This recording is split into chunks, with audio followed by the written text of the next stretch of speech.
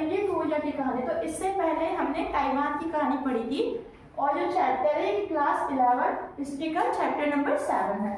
तो चलिए जल्दी से इसको बिना देर किए स्टार्ट करते हैं। तो यहाँ पे सबसे पहला जो पॉइंट है वो ये आता है कि जो कोरिया था उसमें एक जोसेन वंश काम करता, ठीक है। वहां पे जोसेन वंश का क्या था, राज्य था। और उसके बाद क्या हुआ, लेकिन धीरे धीरे जो वंश कमजोर पड़ते गया। क्यों? क्योंकि आर्थिक सामाजिक मतलब कि ये इन दोनों के दोनों कारण ये क्या हुआ, ये कमजोर पड़ते गया। और उसी वक्त जो कोरिया है उसमें कुछ राजनीतिक जो पार्टियां हैं वो भी बनने लगी। अब यहाँ पे हुआ क्या, 1910 में तो जापान है इसने कोरिया पर कब्जा कर लिया। अब इस पे कब्जा करने के कारण क्या हुआ, ये जो जोसेन जो वंश है ना ये हमारा समाप्त हो गया, जिसने जापान पे 500 साल तक राज करा था। और दूसरा जो पॉइंट है वो इन्होंने क्या करा, जापान वासियों ने कोरिया की जो संस्कृति है, जो शैली है, इन्होंने धीरे धीरे करके उसका विनाश करना स्टार्ट कर दिया। जिस कारण जो कोरिया वाले हैं वो उनसे उदास हुए और उन्होंने विरोध करा। अब इन्होंने विरोध करा लेकिन इसका कुछ इफेक्ट नहीं पड़ा ज्यादा। लेकिन इफेक्ट तब पड़ा जब द्वितीय विश्व युद्ध हुआ और द्वितीय विश्व युद्ध में जापान की हार हुई। अब जापान की हार होने के कारण क्या हुआ, ये जो कोरिया है ना ये आजाद हो गया।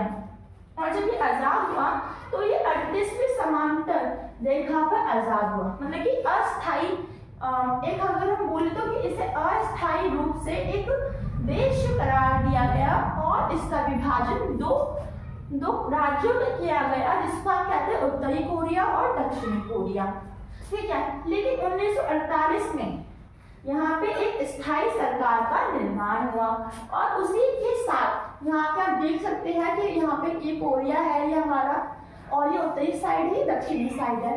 तो उत्तरी साइड पे ना यहाँ पे जो रूसवासी है उन्होंने रूस जब जो देश है उन्होंने उत्तर वालों की मदद करी और दक्षिणी वालों की मदद करी किसने, यूएन ने।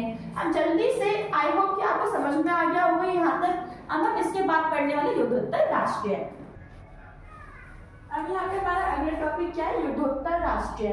अभी हमने क्या देखा कि जो हमारा जो कोरिया था ना ये 1948 में 2 भागों में विभक्त हो गया, ठीक है। अगर हम इसमें बोल सकते हैं अस्थायी रूप से ये विभक्त हुआ, मतलब कि ना अभी पूरा का पूरा पक्का नहीं था कि कितनी जमीन उत्तरी वालों की है और कितनी जमीन दक्षिणी वालों की है। और इसी कारण क्या हुआ, 1950 में उत्तरी कोरिया और दक्षिणी कोरिया के मध्य युद्ध हुआ और जो शीत युद्ध भी इसी वर्ष छिड़ा था। अब क्या हुआ, जुलाई 1953 में उत्तरी कोरिया और दक्षिणी कोरिया दोनों के बीच एक समझौता हो गया। इस समझौते में ये दोनों जो देश हैं वो स्थायी रूप से हमेशा के लिए विभक्त हो गए।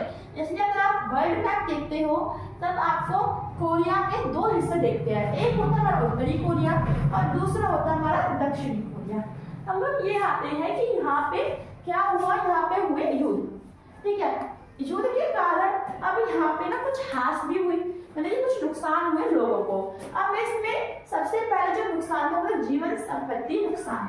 जीवन संपत्ति नुकसान का मतलब ये है कि जब युद्ध हुआ तो सैनिकों ने युद्ध लड़ा और सैनिकों के युद्ध लड़ने के कारण यहाँ पे क्या हुआ, जो सैनिक है उनका जीवन खतरे में पड़ गया और कई सैनिकों की मृत्यु हो गई। और सैनिकों के साथ वहां पे रहने वाले जो लोग हैं जहाँ पे जो युद्ध हुआ तो वहां की भी मृत्यु हो गई। आर्थिक विकास, सिंपल सी बात है, युद्ध होगा तो युद्ध में पैसा भी लगेगा और क्योंकि युद्ध है तो जो देश है उसकी जो चीजें हैं, जो संपत्ति है उसका भी विनाश होगा, वो भी खतरे में आ जाएगी। तो इस तरह में पैसों से लेकर जो तंगी है वो भी इन्हें सहनी पड़ी। मुद्रास्फीति बढ़ा हुआ, मुद्रास्फीति का मतलब होता है संकट आना पैसों का।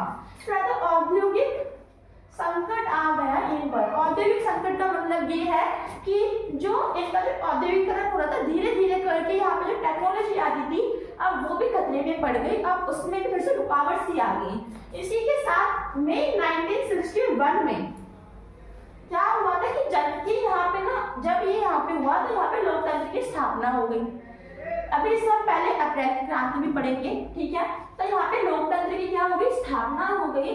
तो अप्रैल की क्रांति के बाद यहाँ पे ना एक लीडर आए, जनरल पाल, जिन्होंने यहाँ का पलट करा और इन्होंने तो अभी हम क्या पढ़ेंगे अप्रैल क्रांति के बारे में। इसका मतलब ये है कि 1948 में जब हमारा कोरिया 2 राज्यों में विभक्त हो गया तो यहाँ पे राष्ट्रपति जो पहले बनी जिनका नाम था सेंटुमैन ली, ठीक है, हम इनको ली बुलाएंगे प्यार से।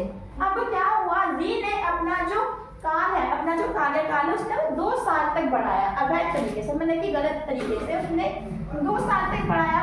अब यहाँ पे जो कोरिया था वो कैसा था, वो लोकतंत्रवादी था। जब लोगों ने यह सुना कि वहाँ पे इसने अवैध तरीके से अपना 2 साल तक कार्यकाल बढ़ाया तो लोगों ने अप्रैल के महीने में इसका विरोध करा। अब विरोध करने से क्या हुआ, बहुत ज्यादा विरोध हुआ तो ली ने यहाँ पे अपना इस्तीफा दे दिया। अब हम अगली वीडियो में इसका पार्ट 2 बनेगा जिसमें हम पढ़ेंगे चुंग ने किस प्रकार से यहाँ पे औद्योगिकरण करा। So thank you for show our video.